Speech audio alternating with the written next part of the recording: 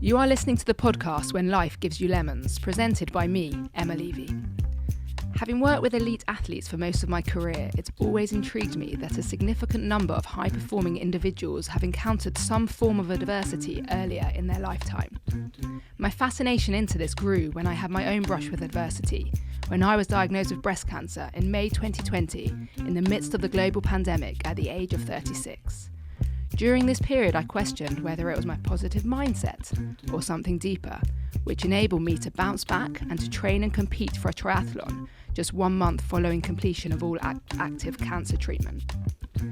The goal of this podcast is to explore this concept further by meeting a variety of high-performing individuals who have experienced adversity but who have come back stronger.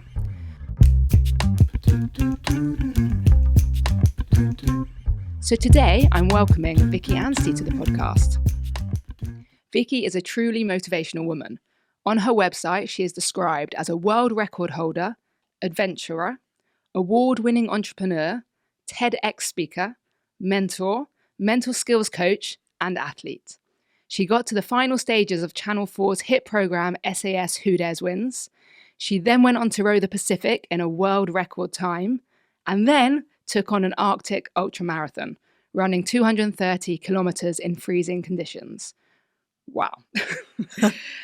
As you can imagine, there is lots I want to chat about today. So let's get started. Hi, Vicki. Hi, thanks for having me. Thanks so much for joining us today. I'd like to start at the very beginning. I believe age 40, you had a good job, you're in a 20-year marriage, you probably thought that's where you were going to be for the rest of your life. And then your life changed and started to go down another path. Can you tell us what actually happened? Yeah, I mean, my life had gone through a couple of changes even before that point. I'd had a big change in career in my early 30s. So I actually started out life working in advertising and marketing. In the midst of that kind of slightly hedonistic lifestyle, lost my focus on my own health and well-being to some extent.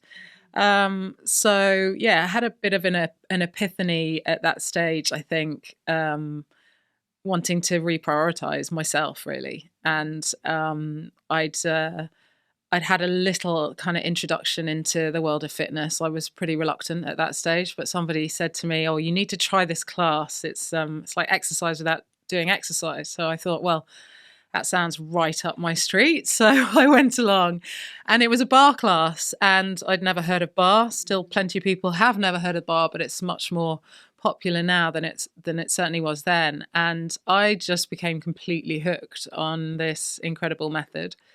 And it was totally transformative for me, physically and mentally, I think. And after a couple of years, I decided that I was going to just quit my career and I was going to train as a bar instructor. And I was hugely inspired by the bar scene out in New York, which was massive, where I'd been on, various holidays. And I just thought, it doesn't exist over here in the UK. No one knows about this incredible transformative method. And so, I retrained. I spent a lot of time out in New York doing training. And then I set up my own bar studio in the UK, which was the first of its kind. And I ran that for 12 years, with a big team, training lots of different instructors. I had to write my own instructor training program because there were no bar instructors. So I kind of almost reached burnout, I think, after about 3 years of teaching 24 classes a week on my own. So, yeah, at the point at which you refer, when I was 40, and kind of had this real light bulb moment, I think, that was my life, really. I was running this busy studio with a team of people. And I guess outwardly probably looked like I was thriving, but inwardly I was not. Emotionally, I was not. And I was very unhappy in my marriage, felt very limited by it, quite controlled. And I didn't feel that I had, I was in control of my own life. I wasn't holding the reins of my own life or, in fact, my business. I don't know if I can even tell you what single event sparked that decision to leave, but I took that call. I just decided. I think there was something about kind of nearly turning 40, and I was like, "Holy shit! Is this what the rest of my life is going to be? Is there nothing else out there for me? Is this really fulfilling? Am I truly happy?" And I think because over the years I'd sort of become physically stronger, I'd also then found my emotional and mental reserves had increased. And this very limiting, controlling relationship that I was in became more and more controlling. I think in response to my growing inner strength. And so, kind of reached a point of no return, really. And I can imagine facing up to the realization that your marriage has ended can be quite terrifying. Yeah. So was that the beginning of your journey on overcoming your fears? Yeah, I mean, I literally had to take a massive leap into the unknown. So I didn't have my own bank account. I mean, a lot of it was quite shameful to actually have to face up to and deal with and admit to, even now. I was in no way in control of my life. And so I had no plan. I had no idea what I was going to do or how I was going to do it. You had a business. I had a business, but I didn't really know how that business worked because I wasn't controlling it. So it was a huge leap of faith. But I think that I've always had a slightly rebellious streak, and I think the more I heard the narrative that I would be nothing on my own and that I didn't know what I was doing, the more that kind of fueled my ambition to find that out for myself. Yeah. So do you think that kind of drove you to be brave? Yeah, definitely.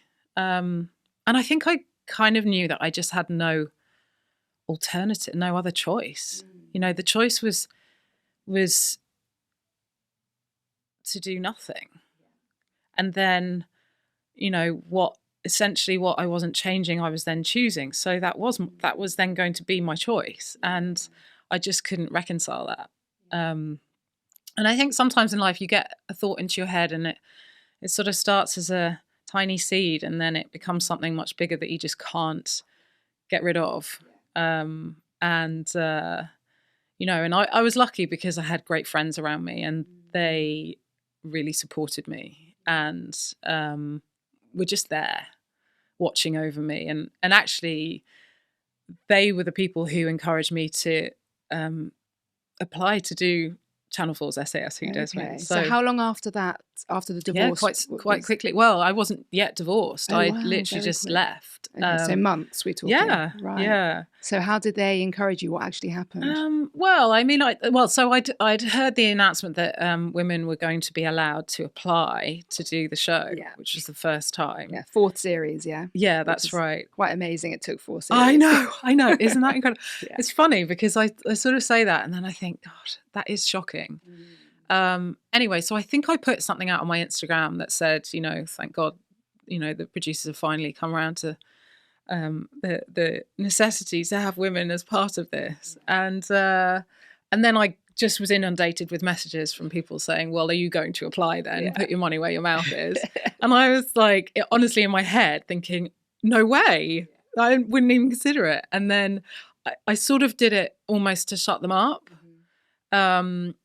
And went through, I guess, the motions of applications. And then suddenly I was in a process and I was doing physical assessments and, and I guess this is one of the other things that I've really learnt in life is that if you just start momentum somewhere, you start taking those first steps, suddenly it can turn into something much bigger. And then, before you know it, before I knew it, I was in Heathrow Airport, on a flight to Chile with 24 other strangers, and no idea. It's the first steps, for me, this podcast. Yeah. It's always, it's a seed in my brain. Yeah. And then I start talking about it, and Yes. I talked about it for months. Yeah. And you can't stop thinking about it. Exactly. Yeah. And then finally I managed to actually, transition that seed into something tangible. So I can see how that happened. And the SAS Who Dares Wins, had you watched it previously? Yeah. Did you know the show? Well, I'd watched it and loved it, but all from the comfort of my sofa, thinking, I could do that, or I'm not sure about that. But, never actually really thinking that I would be in the frame or in the arena, because only men were allowed to do it. So, it was really a life-changing experience. At that point in my life where I was at that stage, it really showed me in a very condensed period of time what I was capable of. It was exactly what I needed at exactly the right time. Yeah, it's an amazing show. I actually started watching it. I was told when I was going through cancer about a female contestant who was a breast cancer survivor. Right. So I started watching it when I was going through treatment. And as you can imagine, I found that. That might be Cara. I know her. Maybe, but I found that really motivational. We go to the same CrossFit gym. Really? In fact, she was inspired to do it from watching me. Really? While she was having her cancer treatment. Oh, wow. And had to go through her chemotherapy and wear an ice cap. Yeah. And she said she watched me do the ice holes. Yeah. And she said, I thought to myself, if she can do that, I can sit here with this ice cap on. Amazing. And then that actually spurred her on to apply herself. Yeah, it must have been her. So I watched it and I thought, wow, those challenges, they are physically and psychologically grueling. Yes, they are. So I can understand how you prepare physically for that. Yeah. But how do you prepare for that mentally? Well, I mean, I think the situation that I was in my personal life had a lot to do with that. I had to grow resilience. And if I'm honest, there were times even during mental interrogation that I would sit there thinking, okay, this is still not as bad as some of the very, very dark moments of my separation. Really? Yeah. I've just realised some people listening might not actually know about the show. Can you just describe what it is and what you have to go through? So it's a sort of replication of Special Forces selection condensed into, really 11 days. You are basically put through your paces. It's designed to break down human limits. It's probably the biggest test of performance against adversity that you could imagine. It's very, very real. I mean, I know it's a TV program, and I sort of went into it with a slight mind of, well, it's just TV, so I probably can kind of outthink this a bit. You can't. I mean, the guys who run it are exceptionally good at what they do. And there were 24 male and female recruits. I was incidentally about 20 years older than some of them. Really?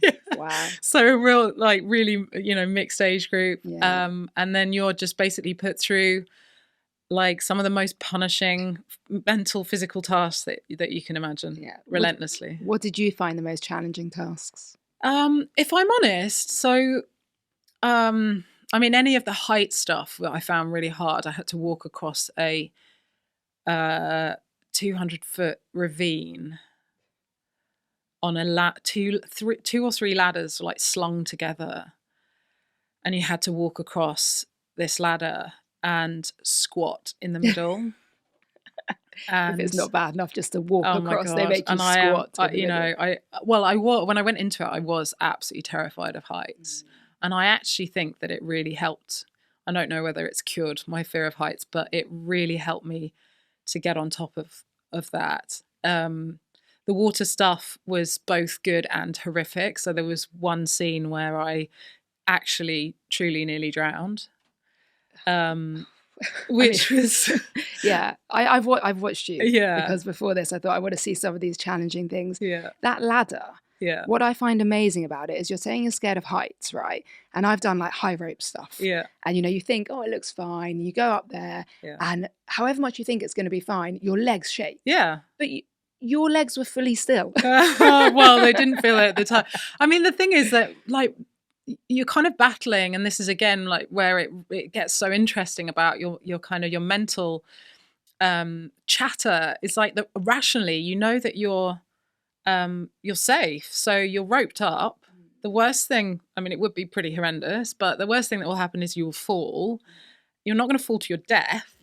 And actually, I had to keep reminding myself rationally that there were 4 guys there with like maybe 80 years of special forces training between them. Literally couldn't have been safer, you know. So, however, the skill of it is that you're put into these situations where your irrational brain is kind of overthinking and ruminating and projecting and all of that. And that's obviously where the fear comes from and grows from. So, I mean, the ladder thing, same as with the ice holes, actually, they'd actually started to kind of single me out a little bit, the cameramen. They'd clocked that I had this like fear of heights and water, but that I was kind of physically doing quite well on the course, but I had these kind of weak spots. So of course it's TV, right? So then I was just aware of having kind of cameras in my face while I was maybe watching the other recruits doing some of the exercises, and I was like, oh my God, they've completely clocked that I'm terrified about doing this.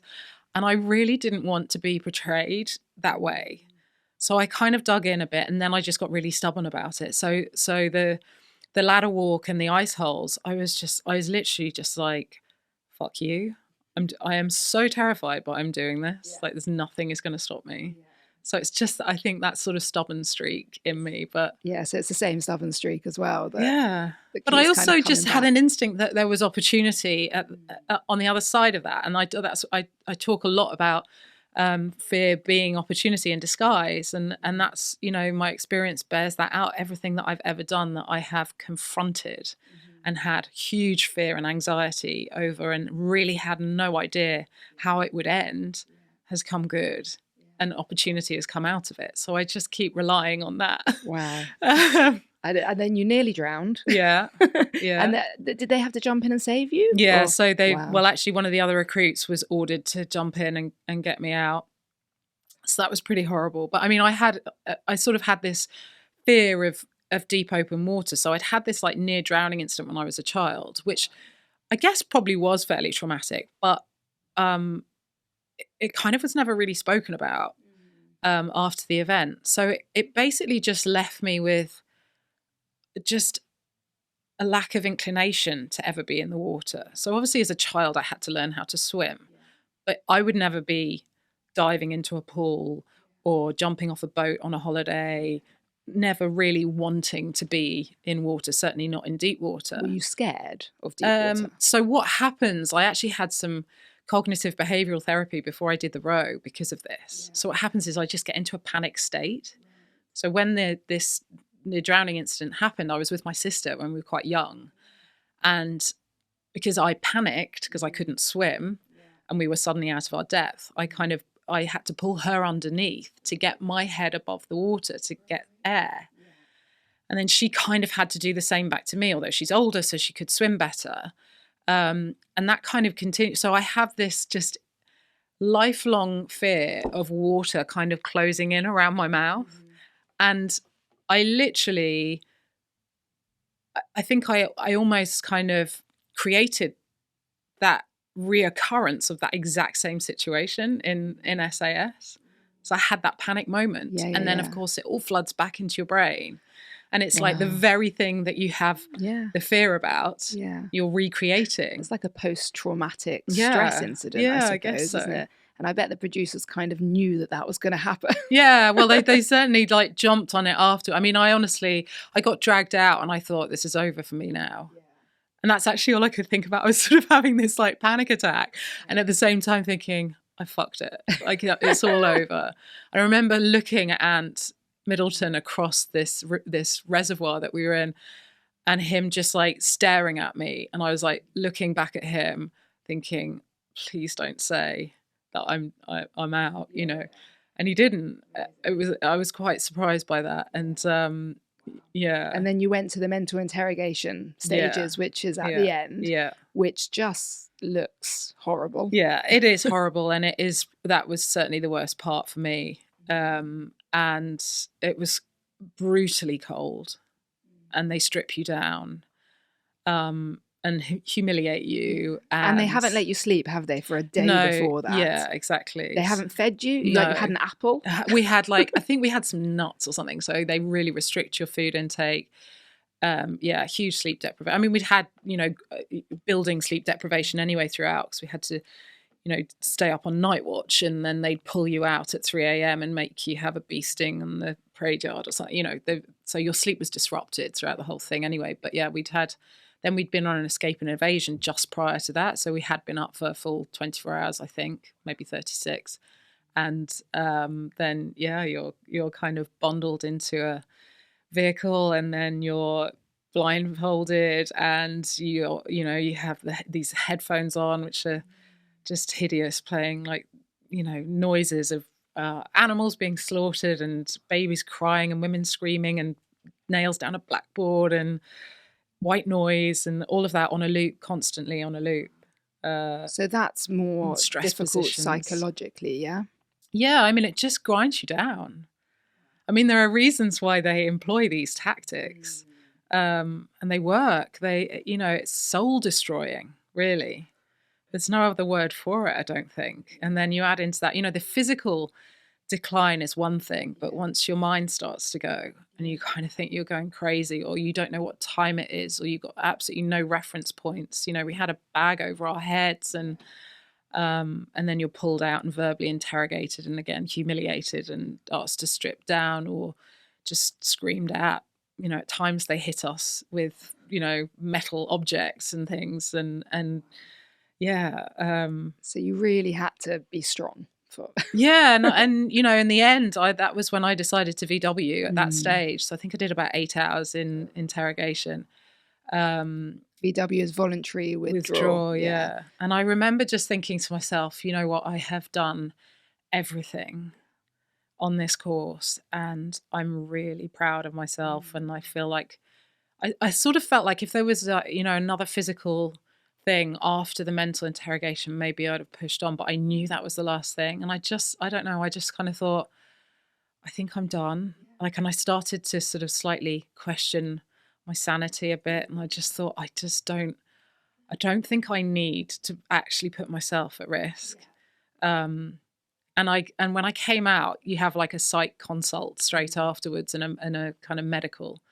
The psychiatrist said to me, she said, I'm really reassured about your mental health, because you were consciously able to make that decision. And she said, most people who get through selection are broken in some way, and that's why they get through, because they can switch into what they need to switch into, or switch off. Preservation mode somehow. Exactly. Which is detachment. I wonder if you just have to detach. I guess from so. everything. Yeah, I think so. So having just come out of your separation, at what point after SAS were you proud of yourself? When did you realize I've just done really well? I mean, to be honest, it took a while, because I think it's a really confronting thing to do something that public, and I'd never done any big TV like that before. You don't know how it's going to be edited. You don't know how you're going to be portrayed. It's quite scary, and I remember having this really big thing about, when you start to see the first few episodes, and it's not like you get to see everything and then they put it on TV. You literally get to see it on TV. You kind of, if you're featuring heavily in an episode, they'll talk you through it. But otherwise it's just, tune in at 9:00 on whatever Sunday night. And so I started to kind of see that they were really focusing on my fears. And at that point in my life, I'd kind of really just sort of slightly emotionally shut down, was just very functional, just kind of getting through stuff, have to be strong, keep going. And I remember having a hard time dealing with how much they were focusing on my fears. That was portraying me as a weaker person than I thought I was, or than I was trying to be. And then I kind of just had this breakthrough, I guess, doing press interviews or just talking about it more, of realizing that actually that vulnerability is the strength, and that's what people relate to. And so I really just started to open myself up to that, and realize that it's okay to have fear, and it's okay to have struggle, and to be open about that. and that's what makes you normal and human. And there's a great power in that, and one that most people can relate to. And that's, that's the thing that I really focus on now in my life. That's what gives me fulfillment, is if I can get through to somebody else through some of the experiences that I've had, both, the experiences that I have been very emotionally testing for me, but also the things that appear to the outside world to be phenomenal feats of human endurance. I want to kind of have both very much at the forefront of everything that I do, and I'm when I'm doing keynote speaking or whatever I'm doing. So yeah, and they say, don't they, that to get past trauma we need to face it. So I wonder if all of that press and everything, it made you realize that actually you needed to face certain aspects that you hadn't necessarily, like you said, your vulnerability. Yeah, definitely. So definitely. And so then you get back from SAS, and then you decide somehow that you're going to embark on a journey rowing across the Pacific Ocean. Yeah. And you achieve a world record in your attempt. Yeah. Obviously. And what strikes me as being amazing about this is that you had a fear of water. Yeah. So why choose rowing? Well, so I was actually at a press event for SAS when someone said to me, would you want to row an ocean? I didn't really know what that meant, but I was just in this place in my life where I was like, all these crazy things that I keep saying yes to are massive opportunities, these doors that are opening to me. And for the first time since I was 19 years old, I could just say yes to whatever I wanted to. And that was just so liberating. So I just said, yeah. and I also instinctively, as part of that decision, the fact that I hadn't really overcome my fear of water in the SAS process, that actually the very thing I was afraid of came right back up in front of me in almost like an exact recreation of the childhood kind of trauma. I just was like, if I sign myself up for doing something like this, I am going to have to deal with that. And I just kind of rationally knew that was what I had to do. I was going to have to go through a really solid process of understanding that fear, breaking it down, overcoming it, and then doing something that would put me in that place for a really long period of time. So I think, again, it's just that kind of stubborn streak in me, slightly crazy mentality that I'm like, yeah, let's do it the hard way. Yeah. I mean, and I've heard you on Mo Gaudat's podcast talk about some of this row. And I must admit, it sounds absolutely brutal. Yeah. Yeah. It didn't sound particularly fun. No, no, it wasn't in the end. It should have been. It could have been. I mean, it was a tricky process because I was actually meant to do it in 2020. And then because of COVID, it was postponed by a year. So the two crew that I was meant to do it with couldn't defer their places the following year. So I basically had to decide whether to ditch the whole thing, which is just not really in me. And we had all our sponsorship in place and so many people to kind of let down, I guess, if we didn't go forward with it. So I kind of kept it alive and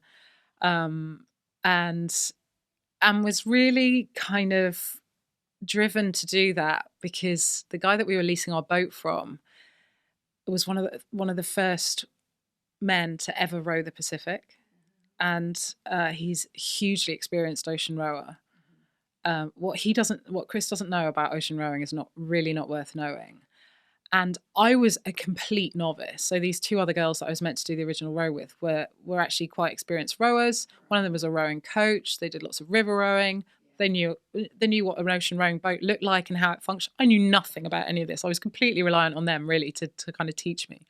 And so yeah, when I had to kind of make that call, I phoned Chris and I said to him, like, if you'd let me hold on to the boat for another year, I'll find new crew and I'll row under that bridge. And he believed in me, and that like, it actually makes me emotional now. So to have, people like that at various points in your life who actually believe that you've got it in you. Yeah, he had your back. Yeah. And it just really drove me to make it happen. Almost to repay that belief, Yeah. So you had to find new crew. Yeah. So with not too much time left, I had to find new crew. So I found the first girl who sort of through mutual contact. And then, so I got to know her a bit over maybe 6 months or so. But we were, of course, in lockdown. So like we couldn't just meet up very much. Like we occasionally got out on the boat, but not a great deal. We had to do all our courses online on Zoom. So, chart navigation and understanding weather patterns and VHF radio and also all the different things that you actually have to do as a sort of mandatory list of requirements to participate in the race. And then, we had a couple of girls who kind of came and went as contenders for the third spot. But it's a huge amount of commitment. And I think, they perhaps didn't realize what was actually required. And so in the end, we were like, oh my God, how are we going to fill this spot? And so Jane had a friend who lived in Dubai, and she was up for it. And like, hats off to her. She'd never been in an ocean rowing boat. She was fit enough to do it. She certainly had the kind of mental aptitude for it. And she was up for it. And so that was great. And, but that was sort of maybe 4 months before we actually did it. It's crazy. And so I didn't meet her until we got to San Francisco. I find that amazing. To embark on a challenge with someone, what must be a real team challenge, and you didn't even meet that person until the very day. And I wouldn't recommend that to anyone. So did it not work out? It was tricky. It was really tricky. I mean, 3 isn't a good number, but that's kind of no excuse, really. I think we were just very different people, and so it quite quickly became a 2-1 dynamic. I was very seasick for like 20 days. And was that a surprise? Well, yeah, because we hadn't really got out in choppy waters ever to know whether we would or we wouldn't get seasick. I mean, you kind of take it for granted that you're going to get seasick, but usually within a few days that will dissipate. Mine didn't. So I actually couldn't keep a single meal down for 20 days. I then had reef-feeding syndrome for 3 days after that. I didn't know what that was at the time at all, but suddenly I didn't feel sick and I had the appetite to eat. Anything I put in my body came straight back up again, because your body just rejects it because it's hasn't gone digested for so long. Yeah. So that was probably my lowest point for me in terms of like my capacity to do it. But you rode through this, didn't you? Yeah. You rode. So rowing was kind of the only thing that made me feel better, because it's an inner ear balance thing. So actually, if you're visually and mentally focused and physically focused on doing something, then it tends to relieve the symptoms. But as soon as I stopped, where did you get the energy from if you weren't I have consuming no any idea. calories?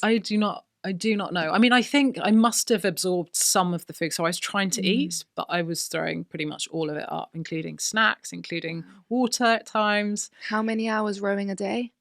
So we were rowing either 3 hours on, 3 hours off, or 4 hours on, 2 hours off. So, like 12 to 16 hours. And that's through the day and night, isn't it? So there's no I'm stop. going to bed now. No. So you row an hour with each other crewmate and then an hour on your own. Then you have 3 hours to clean yourself up, because obviously spend most of the time wet, drenched. Salt water plays havoc with your skin. To try and eat, to use the bathroom, which is basically a bucket, to deal with any boat maintenance that needs to, you have to desalinate your water in order to drink it and use it to make your food. Obviously the navigation and VHF comms and all of that kind of stuff, checking out for vessels nearby and making sure that you're on course, on bearing. And was then it scary? getting sleep. I mean, it's not much time left, really. Crazy. Yeah. Were you scared? Was it scary? It was scary. Yeah. I can imagine. It was scary. I mean, there were times where we actually luckily didn't fully capsize at any time, which is kind of a miracle. We got pretty close to it on a few occasions. If you do, the boats, they self-right, don't they? Yeah, well, they're meant to, but if you've got your ballast right, so you have you have your water and obviously all of your food as well that's sort of stored under the deck, and that acts as ballast. to right the boat if it does capsize. But I mean, you wouldn't know until it happened whether it would actually work or not. So you're kind of scared of water. Yeah. You're seasick. Yeah. You're exhausted. Yeah. How did you overcome those fears when you're on the boat? I mean, I'd worked on this for 3 years by this point. Yeah. And again, that kind of stubborn determination in me, it was just like all the people who were willing us on, and we had unbelievable support and had touched people. You know, one of our charities was Inspiring Girls. Yeah. So, and they kind of support young girls around the world in underprivileged areas to see that they have opportunities that they perhaps don't think are open to them. And so, you know, our whole ethos was about dream big and dare to do things that you don't think you can in life. Yeah. And so the fact that we were all 3 of us complete novices attempting this thing for 1, trying to get a world record for 2. Yeah. And, you know, the whole thing was like, here's proof that you can do anything you want if you set your mind to it. Yeah. So there was no way that I was quitting. Yeah. No way. It meant too much to me. There were too many people who had sent heartfelt messages of support, who were following us on social media, donating money to our charitable funds, and there was too much at stake. It never crossed my mind. Amazing. I heard you say that you felt so isolated at points in the row that you were talking to the moon. Yeah.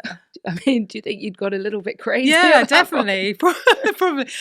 You know, we definitely hallucinated at times. Really? Yeah. Scary. But, you know, I mean, that really was actually the hardest part of the whole thing for me, was that feeling of isolation in what was an already really hostile environment, you can imagine. And on top of the fears that I already had about ever having to actually be in that water. Thank God none of us got in the water at any point.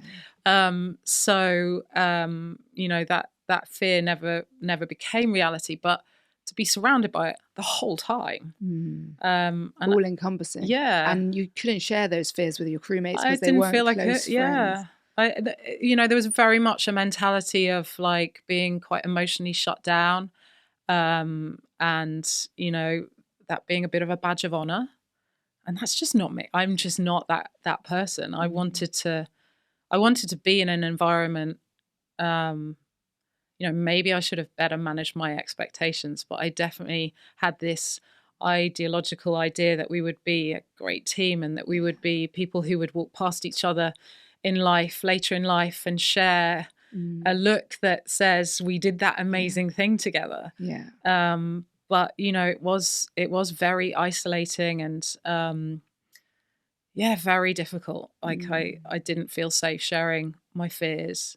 There were times where, and maybe I was being a little bit dramatic, but there were honestly times where I wanted to jump in the water as opposed to stay on the boat. You know, there was conflict and it was really tricky, and there was a lot of like stonewalling, and I find that really, really tough to deal with. I always want to talk things through and like, we get past this. Like we can just communicate and, you know, we're all after the same thing here, you know. Same goal, exactly. But yeah, it was tough. And it, you know, it wasn't constantly horrendous. Yeah. I actually have, I took a voice recorder with me. And so I have like 3 hours of voice recordings, which I've had transcribed. Amazing. And it's fascinating. It literally from one day to the next is like, okay, I think we've turned a corner. I think we have a new level of understanding. And then the next day, this is absolutely horrendous. We've had an argument about, I don't know, whatever it was on that given day. And no one's speaking to each other. And this is awful. And well, no one's speaking to me, you know. And it wasn't a couple of days. It was 60 days. It was 60 days, yeah. And then you get to the end, you've got your world record. Yeah. And am I right in saying because of COVID, your loved ones couldn't even be there? Right, yeah. And that made me sad thinking about and that. we actually were hoping that wouldn't be the case. We thought that people would be able to fly out. So I think we had about 10 days to go when we heard that was not going to be the case. And that was honestly soul destroying. How did it affect you as a team? I mean, again, it was one of those things that we didn't really talk about. It was just like, okay, let's move on. Really? Yeah. So you were in your own head with those emotions? Yeah. And that's where I used to talk to the moon. In the dark, and obviously in the dark, but you know, and just kind of, that's where I just let it all out and try to kind of process my emotions on my own. And, you know, because I knew that that was the only way of dealing with them and letting them go, so that I could then move on to the next day and the next day and the next day. I couldn't keep it all kind of bottled in. So I used to spend hours sat there rowing away in the dark, talking to the moon in my head, or sometimes out loud. Like a crazy person in the middle of an ocean. Exactly. Oh wow, you could like make a film about that. Well, we're actually having we're hoping that there could be a documentary commissioned. So we've got lots of footage. And oh wow, how honest do you think you and the other two girls would be? Well, I mean, it needs us to be honest, really. Yeah. Do you think they would be? I hope so. And I understand we don't speak, but I understand that they are open to doing it and to being open and honest. I mean, the thing is, I think that the reality is that we'll all have quite different experiences to talk about, and different perspectives. Totally, I think we will. And you know, totally different perspectives. So, and you know, the thing to hold on to is that in spite of it all, and we faced a lot of challenges that weren't just about the kind of emotional side of things, but you know, we got through it and we achieved an amazing thing together. So I do hope that at some point we can kind of get some closure on it and put it to bed, and actually just be able to, you know, I am proud in any case. I was going to say, do you still celebrate what you did? I do, absolutely. And you know, we had what I felt to be a truly authentic moment when we stepped off the boat and we all had an embrace. And in fact, there's a great photo of that, really powerful photo. I felt that in that moment that it was very authentic, and that we were truly celebrating quite an unbelievable thing that only the three of us will ever know exactly how hard that was and what went into it. So was that one of the hardest things you've ever done? Oh, it was without doubt the hardest thing I've ever done. Yeah. But not for physical reasons, interestingly. And often I think to myself, I wonder how hard it is when you haven't got that emotional element to it, and you don't feel that deep loneliness. I mean, 2 months is a really long time to spend kind of pretty much feeling like you're on your own in your own head. And did that make it harder physically, I wonder, as well? You know, when we look at the interaction of physical, it's hard to almost separate the two. Exactly. I have absolutely no intention of rowing another ocean, but I sometimes wonder, like, you know, how hard is it then? Because I kind of you can't disentangle the two. You know? It's Gabor Mate says that there is no mind without body and no body without mind. And I think that's such a fascinating concept. And I can imagine if you were more stressed on that boat, which, you know, you were, absolutely. Physically, it just makes it even harder. Yeah. But so you go through this incredible challenge and it's not enough. So tell me how then you find yourself on this Arctic marathon. So I kind of, you know, I ruminated for a really long time about the row, and I still do that from time to time, just because I felt like I had acted with integrity, but that, you know, sometimes there just are experiences in life where you feel like you did all the right things or everything that you could, but yet you still have that kind of nagging doubt. Maybe you could have done it differently. Maybe there could have been a different outcome. What role did I play in that? And I started to kind of feel this, like, I guess, like, reluctance to ever be in a team environment again. And I think I just thought, I can't let that happen. I can't let that become like the subject of my avoidance. So I kind of recruited a friend who I'd known through CrossFit, and we decided to undertake this Arctic marathon together. So it was 250 kilometers. 250? Wow. More than I thought. It was 230, which was long enough. Yeah, well, it varies depending on kind of what the weather's doing and what route you have to take. So I think it was meant to be 230, but I think we actually ended up doing 250. Over how long? Over 5 days. Right. Do you sleep? Not much. Do you eat on this one? Or? Yeah. So, I mean, the truth of it is, you know, the environment is so brutal, and it got to minus 35 at times, that you can't stop for more than a few moments without risking frostbite or hypothermia. So you have to keep moving. So you're basically kind of snacking when you can. You know, we had the dehydrated food packs that I'd also obviously spent 2 months eating on the ocean, but you know, often you kind of just didn't really feel like food, and there would be checkpoints that you could, you know, get into a tent and make a hot meal, but most of the time it was just snacking on the move. And they were up to like 18-hour days, some of them. Running, or was there a lot of walking in that? It was mostly walking, snowshoeing. Right. Okay. And we were again not experienced snowshoers.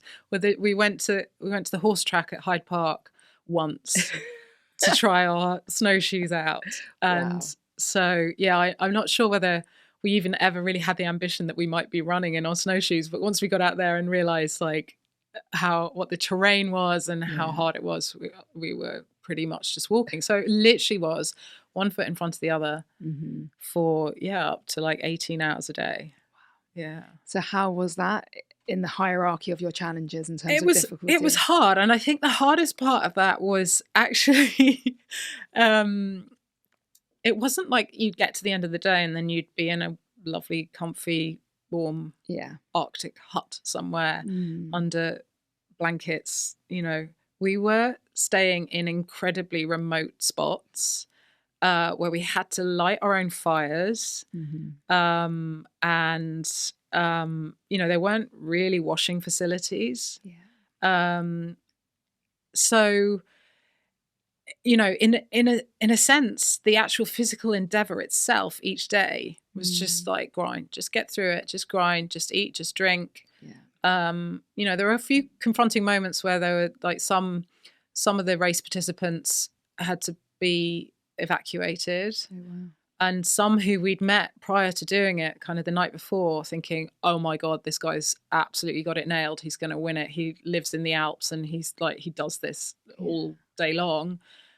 And then you realize like how fallible human bodies are. And, you know, perhaps he'd gone out too hard too soon and he hadn't eaten and he hadn't, you know, taken enough water and ended up with hypothermia. And you're like, oh my God, we don't know what we're doing here. We did well. We got through it. And in fact, there were probably only about 7 women in the whole race. Out of how many? Out of maybe like 30. Okay. And my friend Kate and I came in second place. Seriously? to this other girl. So that's amazing. Wow. Well, in terms of women, v men. Amazing. So we were pretty proud of ourselves, and there were lots of people who didn't finish it. Wow. So yeah, again, and I think this is sort of my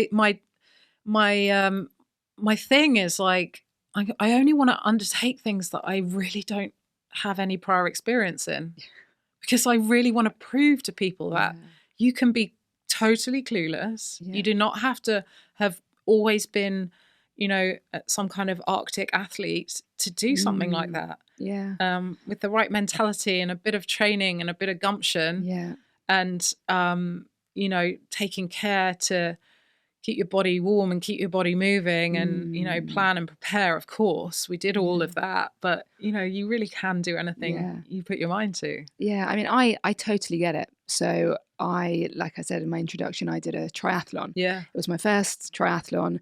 And subsequent to that, I'm always looking for my next challenge. So I'm always finding a new fitness challenge to dig my teeth into on a much smaller scale to what you do. And I recently said to my husband, I'm turning 40 next year. I want to do something big. And so I get it. But can you explain, can you try and explain anyway to others why you do jump from challenge to challenge and what kind of drives you to do that? Well, I mean, you know, after the row, I was like, I'm not going to be one of those people that just has to keep doing challenge after challenge, like I'm some kind of addict and have to find something new. I mean, I don't think it's so much the that I'm seeking to find another challenge. I think it's more that I'm looking to grow and learn and put right things that don't feel right for me. So, in the aftermath of the row, it was the team thing that really bugged me, that really ate away at me, and so I felt like I needed to do something to restore my faith in working with others and achieving great things with other people. Um, and yeah, so I think it's kind of, there's an element of obviously wanting a new physical challenge and a focus for training, that kind of thing. But there's also just the notion that, by constantly doing these things and constantly being in situations where I have to make hard choices against all the fatigue and the discomfort of that endeavor, and also potentially in the presence of difficult relationships with others, because that's actually the hardest thing of all to overcome, then you kind of make everyday existence a bit easier. You kind of, you make it more manageable. You make it potentially certain things become kind of trivial. I knew after the row that I couldn't come back and do for work what I'd been doing before, that I wouldn't have the tolerance for it. And that's where you start to find new edges, and you do grow as a person. And then I think the really important thing, and I remember always saying this to myself through my separation and my divorce, which I found truly one of the most stressful times of my life. I believed this narrative that I knew nothing and I didn't know what I was doing. And I was up against a situation of somebody who was constantly reminding me of that, or trying to demonstrate that he knew everything and was capable of everything. And, I had to really back myself throughout that whole period of time. And I remember I had great support from friends. I couldn't have done it without them. But I remember reminding myself constantly to look back, to think, okay, this time last week, where was I? Have I made progress? Yes, I have. And this might feel like a horrible mess right now.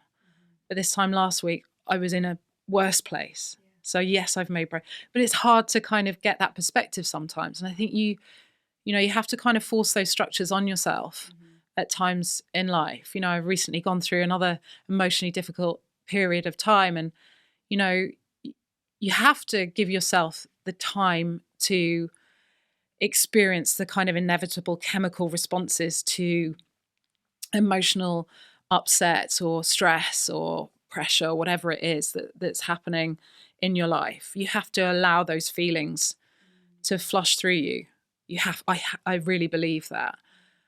But then you have to also try and find that space and perspective to kind of process them so that you can let go and you can move forward. Because, otherwise we're just pre-programmed, aren't we, to be like, to have that negative bias, to ruminate on things, to obsess over things, to create our own fears that, fear isn't real. It's a great mind trick, and it's designed for self-preservation, but actually it doesn't serve that. We have evolved far more quickly than our brain processes have. We're still kind of thinking about saber-toothed tigers in terms of like our fear responses. So a lot of the fears that we think we have are not real. So it's that kind of mind over matter, reminding yourself, okay, I did that thing, so I can do this thing. It's like having new reference points, growing new edges. And so you're using these challenges to build your resilience, to make your normal life easy. And I still have huge self-doubt all the time about lots of things. I think people, I really learned when I told you before in the aftermath of the SAS thing, when I suddenly realized, okay, hang on a minute, actually my vulnerability is my strength here. I need to make that as much a focus of anything that I'm publicly saying as the strength piece. So, it's so important to kind of have those two things in place. So for anyone listening to this, who is trying to overcome fears in their life, could you give them any further advice on how to overcome fears, having it seems Yeah, like I you mean, there have are some worked on tools that. and techniques. So one of the things, as I was just saying, like about the kind of the self-doubt constantly creeping in, I've done some work in the past on inner critic, which is really helpful. And I had some coaching a number of years ago where I had to create this thing. And I do this exercise with people who I take on my trips now through We Are Intrepid. And, you can create a visual representation of your inner critic, have a conversation with that thing. So I created this sort of slightly monstrous looking thing. And I actually superglued it to the cabin in the boat and took it with me. And so, to create a kind of visual representation of what those inner voices look like in a way that perhaps you feel, slightly sorry for this horrible looking thing, allows you to have a conversation with it, allows you to almost identify where those voices come from, who in your life has said the things that you're telling yourself now. Do you think that's okay? Do you think that's fair? Do you think it's true? And that's the other thing, is like focusing on what's true, the facts, rather than your perception of them. And then, you can almost formulate this kind of slightly undermining relationship with this thing. So anytime that self-doubt creeps into my head, I get this thing out and I'm like, fuck you, mate. I can do this. Yeah. You don't get to have those conversations in my head, occupy my head. That's my space. You get back in control. So that's a really great technique. It's a bit like the chimp. Is it? Yeah, very similar. So and so many, exactly. So many of these methodologies are, similar to each other. I mean, we are who we are. Like that, there's only so many things that are new under the sun, and human beings are centuries, millions of years old, or So yeah, I mean, I guess in terms of fear, it's kind of breaking it down. It's giving it a name. It's really understanding what the fear is, what the actual fear is, because our brains are actually able to almost dress up what the real core fear is. And not really until you get to the crux of that can you address it, give it a name, start to break it down, collapse it, undermine it, confront it. Yeah. I think that is really, really helpful. And I hope that listeners will find that helpful. Are there any other specific strategies that you use, just to help with your drive and your motivation with all of these things? I think, I do, various sort of training workshops and obviously keynote talks. And one of my techniques is to get yourself to a point in life where you are basically ready for anything. I think so many of us kind of sit around waiting for this thing to happen or to come to them that will transform their lives and be the thing that they can then put their focus on and strive to achieve. Well, so what if you flip that and actually you start putting those things into practice right now so that you're potentially ready for anything that falls on your lap? And that's essentially where I was right at the start of this journey for me 5 years ago with SAS. I was, people will ask me, how long did it take you to train for SAS? Well, I had like 2 weeks notice that I was going on the show. I consider myself incredibly fortunate that I had got myself physically to a point anyway, to be able to take advantage of that.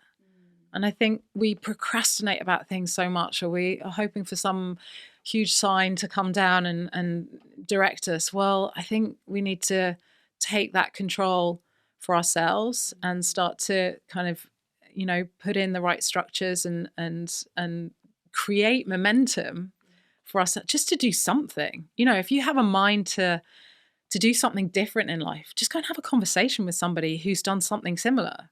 That could be the start of that process, because suddenly that sparks the thought of, that's exactly what I did when I was randomly asked to row an ocean. I was like, God, I better speak to someone who's done this. And then I did that, and I realized that they weren't this necessarily this incredible elite athlete who I would consider to be completely the other end of the scale from myself. I was like, she's a really normal person. There's no rational reason why if she can do that, I can't do that. Yeah. And it just changes your perspective and your language. And, you know, even just to start thinking about huge goals going forward, if you believe that you can do something big, start talking about it, because that changes your behavior immediately. You know, the very next day you'll be thinking, well, if I was going to do that thing, although it's completely crazy right now, what would I have to be doing right at this moment towards it? And it's suddenly your behaviors just start to change, and you've started to create that momentum, and you're on your path. And even if you don't reach that ultimate goal, that huge, big, hairy, audacious goal, your behaviors have already started to change, and that process is as rewarding as anything. Yeah. So it's like what we said earlier about starting to change that seed of thought to something tangible. And being okay with failure as well, I think, is a big thing. You know, things often don't happen the way that we want them to or expect them to, or, you know, sometimes things don't happen within the time frame that you want them to. You know, I had my sights set on doing the race across America this summer. And, you know, we've had a bit of a reset on that, and, you know, got a great team in place now. We're going to go for the female 4 record, and we're going to do it next year. And there's a part of me that's kind of disappointed because I have a very fuck it, let's do it attitude. Yeah. But, you know, it wasn't meant to be this year. It doesn't mean it's not going to happen. Yeah. You know, things sometimes you just got to shift your expectation a bit. It's being flexible. That's it. Yeah. Thank you, Vicki. I think that's a great place to end. If people want to know more about you, where can they find you? So I have a website, vickianstey.co.uk. I also have a new business that I have recently set up called We Are Intrepid, which is designed to respond to the inquiries that I often get after doing my keynote talks, which is how can I start my journey into kind of self-discovery and personal growth and undertake something similar but not an ocean row. So that We're Intrepid is a sort of philosophy and a community, but ultimately we coach people in the kind of mental skills and physical aptitude to be able to then go into unbelievable environments. Amazing. So we have some stunning locations, from like the Highlands in Scotland to Norway, where we're going in March, and then Jordan. So it's either boiling hot, freezing cold, wet and miserable. You know, really put people through their paces physically, but also equip them with the skills, the mental skills, to be able to kind of deal with the situations that come up, and actually really feel that they have altered something, changed something in their psyche before they go home. So great. That sounds amazing. I'll check it out. Good. Final question. If you could go back in time to when things were at their toughest, what do you wish you could have told yourself when you were going through it? Oh, that makes me feel a little bit emotional. I think I would have given myself a hug. And allowed myself to kind of feel the emotions of the time, and just said it's going to be okay. Even amazing things are coming for you. Like, it's never too late to make changes in life. I was 40 before I started to kind of really find my true path in life, and I think so many people kind of just discount what their potential could be because they're of a certain age. Like, I think, you know, it doesn't matter what age you are. Just make the right choices for yourself and believe in your potential. Thank you. Thank you, Vicki, for your honesty, your vulnerability. I think anyone listening to this honestly can be so inspired to go out there and make some changes. And I'm going to be following your journey onwards to get another world record cycling across America. So I really look forward to that. Thank you so much. Thank you for having me. We're so excited that the first series of When Life Gives You Lemons is sponsored by Co's Linen. Co's supply some of the UK's finest hotels with luxury linens, including bedding, towels and bathrobes. So if you want to feel like you're on holiday or a spa break every day, then I can highly recommend their products. I really love my personalised bathrobe. You know that feeling when you've had a long day at work or a really hard workout? That's when all I want is to have a hot bath, dry myself in my fluffy Co's towel, and then relax on the sofa. And that is when you'll find me in my Co's bathrobe. Honestly, the most cosy item I've ever owned. All products can be personalised with custom monograms designed by leading interior designer Sophie Patterson. You can find them exclusively online at www.coslinen.com. Listeners to When Life Gives You Lemons can save 10% with the discount code POD10. You can find a link in the show notes.